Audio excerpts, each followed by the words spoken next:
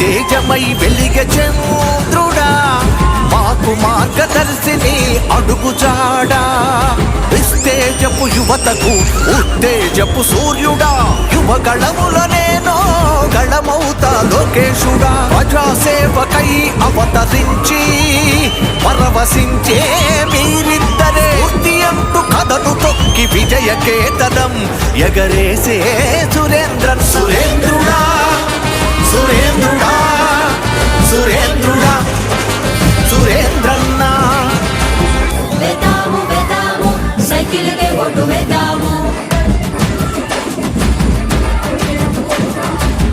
కావాలి కావాలి చంద్రన్నే సీఎం కావాలి వెదాము వెదాము సైకిల్కే ఓటు వెదాము కావాలి కావాలి చంద్రన్నే సీఎం కావాలి ఉరవకొండ మండలాన మిగ్యాల గ్రామమందు చిన్న సన్న కారు రైతు కుటుంబాన పుట్టినావు.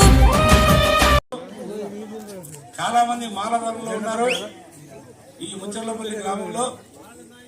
వాళ్ళందరికీ కూడా ఒకటే చెప్తున్నా, వచ్చే సంవత్సరం ఇదే విధంగా మీ గ్రామానికి వచ్చి ఇంకా చాలా మంది వాళ్ళ మాలదారుల్లో ఉండేటట్టు, నేను కూడా మీలో కూడా ఉండేటట్టు ఈ ముచ్చర్లపల్లి గ్రామం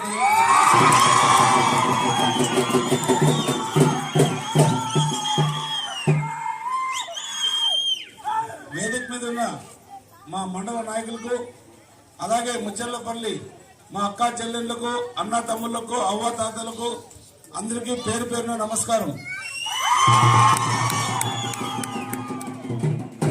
ఈరోజు మనం మీ ముందుకి ఒకే దాంతో వచ్చాం.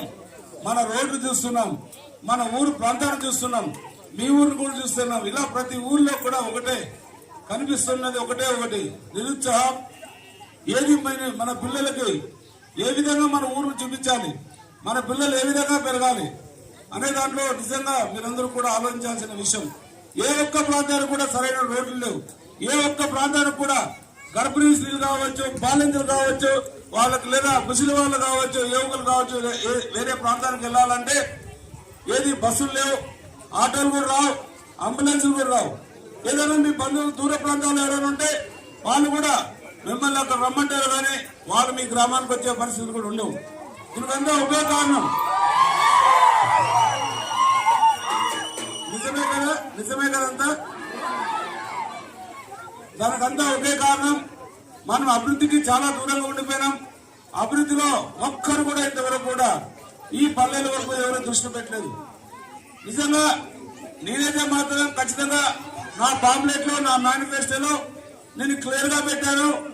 నేను ఏం చేస్తున్నాను, ఏం చేయబోతున్నాను అనేది కూడా అన్ని పాంప్లెట్లు కూడా పొందబెట్టడం జరిగింది. ఆ పాంప్లెట్ మీ ప్రతి ఇంటికి కూడా చేరుతుంది. మీరు ప్రతి ఒక్కరు కూడా చదువుకోవచ్చు. ఆ పాంప్లెట్ చదివిన తర్వాత మీకే అర్థమవుతుంది. అలాగే రంగయ్య గారి పాంప్లెట్ కూడా ఉంది. ఆ పాంప్లెట్ కూడా తీసి చదవండి. దాంట్లో ఏముండదు, రంగయ్య ఫోటో, వాళ్ళ నాయకుడి ఫోటో, వాళ్ళ నాయుడు ఫోటో, వాళ్ళ గుర్తు, అంతే. నేను ఇది చేస్తాను, అది చేస్తాను ఏమి చెప్పరు. వాళ్ళు ఏమి చేయరు కాబట్టి, ఇప్పుడు ఏమి చేయలేదు కాబట్టి వాళ్ళకి ఏమి కూడా చేసే అవకాశాలు ఉంది.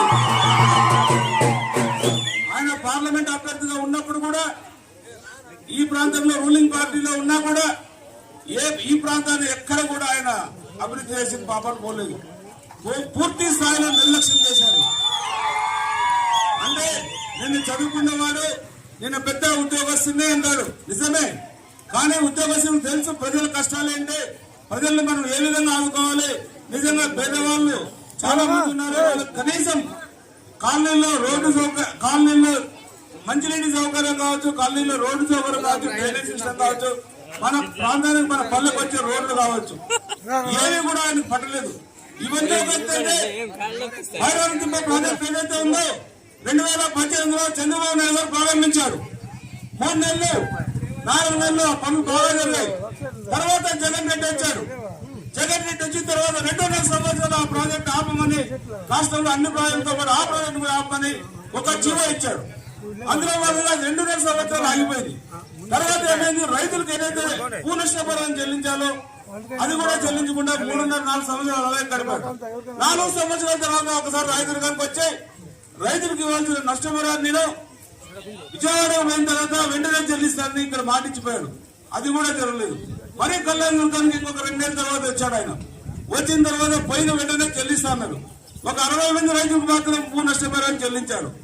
ఆ భూములు ఆ నష్టపరిహారం అక్కడ చెల్లించడం కాదు. ఇక్కడ ఆ రోజు అయిన ఈ ప్రాజెక్టు కూడా మనం పూర్తి చేసుకుంటే మనకి ఇన్ని కష్టాలు ఉండేవి కాదు. ఈ చీని తోటలు ఎండిపోయేది కాదు. ఇంతమంది మామిడి తోటలు ఎండిపోయేది కాదు. మన బోర్లు నీళ్ళు లేకుండా పోయేది కాదు. ఇదంతా ఇంకా నీచానికి ఒరగట్టిన ఇక్కడున్న మంత్రి గారు కూడా మనం తగిన శిక్ష విధించాలి. ఎందుకంటే ఆమెనే ఈ బాధ్యత అంతా. ఈ బాధ్యత మోసుకోవాల్సిన వ్యక్తి, ఈ బాధ్యత ప్రజాస్వామ్యంగా ఎన్నుకోబడిన వ్యక్తి ఈ రోజు నాకు ఏ విధంగా మీరు నీరాజనం పడుతున్నారో ఆ రోజు ఆమె కూడా అలాగా నీరాజనం పెట్టి ఆమె విజయం పాట పట్టించారు. కానీ ఆమెకు ఏవే గుర్తు రాలేదు. ఒకేసారి ఎన్నికైన తర్వాత తన స్వలాభం కోసం పోయింది, స్వలాభం చూసుకుంది. కానీ ఇది ప్రజాస్వామ్యం. మనం ప్రజలకు ఏం చేస్తున్నాం, ప్రజలకు ఏ విధంగా ఉపయోగపడుతున్నాం, ప్రజల్లో మనం ఎలా ఉండాలి, ప్రజల్లో ఎలా తిరగాలనేదే మనం నేర్చుకోవాల్సిన అంశం. కానీ ఎక్కడి నుంచో వచ్చింది అక్కడికే వెళ్ళిపోయింది. కానీ నేను మాత్రం మీకు దగ్గరలో ఉన్న పల్లెలో ఉంటున్నా. నాది ఆమదాల గ్రామమే. మన కళ్యాణ్ దుర్గానికి 15 కిలోమీటర్ల దూరంలో ఉంది. నేను కూడా ఒక రైతు బిడ్డని. మా అమ్మ మా నాన్న లేడు. మా అమ్మ మా తమ్ముళ్ళు నేను కూడా మా ప్రతి పండుగ కూడా మా గ్రామానికి వెళ్తా. తెలుసు రైతు కష్టాలు తెలుసు. మా ప్రాంతంలో అన్ని చోట్ల నీళ్ళు వచ్చాయి. నేను ఇక్కడ చూసిన తర్వాత అనుకున్నా ఏమింత దౌర్భాగ్యమైన స్థితిలో ఈ నాయకులందరూ ఏం చేస్తున్నారని. నిజంగా చాలా బాధ అనిపించింది. ఇదేదో మాటల కోసమో ఓట్లు అడగడానికో ఈ మాట చెప్పట్లేదు. నేను ఏదైతే చెప్తున్నా నిజం.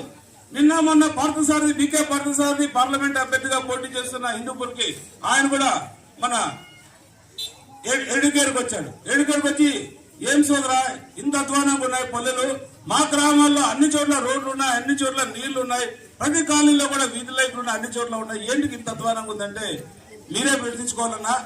ఇన్ని రోజులు మీరు కూడా పాలకులుగా ఉన్నారు. ఇంత అధ్వానంగా దీన్ని ఎవరు కూడా పట్టించుకోలేదు, అందరూ నిర్లక్ష్యం చేశారు. కానీ ఒకటి మాత్రం నిజం, రాబోయే 2.5-3 సంవత్సరాల్లో, రాబోయే 2-2.5 సంవత్సరాల్లో భైరవనదీప ప్రాజెక్ట్ ని పూర్తి చేసి 114 చెరువు నీళ్లు నింపే బాధ్యత అలానే ఏవైతే రోడ్లు ఉన్నాయో తార్ రోడ్లుగా మార్చి 3-4 సంవత్సరాలు ప్రతి గ్రామానికి కూడా తార్ రోడ్లు వచ్చే ఏర్పాటు చేశారు. ప్రతి కాలనీలో కూడా మన చంద్రబాబు నాయుడు సూపర్ 6 పథకాల్లో ప్రతి కాలనీ కూడా ప్రతి ఇంటికి కుళాయి ఏర్పాటు చేస్తారని మాట ఇవ్వడం జరిగింది. ఖచ్చితంగా చంద్రబాబు నాయుడు గారు అనుభవజ్ఞ నాయకుడు కాబట్టి ఆయన ఏదైతే చెప్తారో అది చేసి చూపిస్తాడు. మీకు తెలుసు చంద్రబాబు నాయుడు గారు ముఖ్యమంత్రిగా ఉన్నప్పుడు బీసీలకు ఏ విధంగా లబ్ధి జరిగింది, బీసీలకు ఏ విధంగా న్యాయం జరిగిందని ప్రతి కులానికి కూడా ఇచ్చేవాడు. మనకి సంక్రాంతి కానుక, దసరా కానుక, రంజాన్ కానుక, ఇట్లా క్రిస్మస్ కానుక రకరకాల కానుకలు ఇస్తూ ప్రతి ఒక్కరు కూడా డబ్బులు ఇచ్చేది. ఇప్పుడేదో ఆయన 10,000 ఇస్తాడో 20,000 ఇస్తాడో మళ్ళీ ఆయన ఎన్నికే మా మందుకో లేదా ఇస్తానికి తట్టుకొని వెళ్ళిపోతున్నారు. కానీ ప్రజలను గమనించండి, మనకి కేవలం 8 రోజులు 10 రోజులు మాత్రమే ఉంది.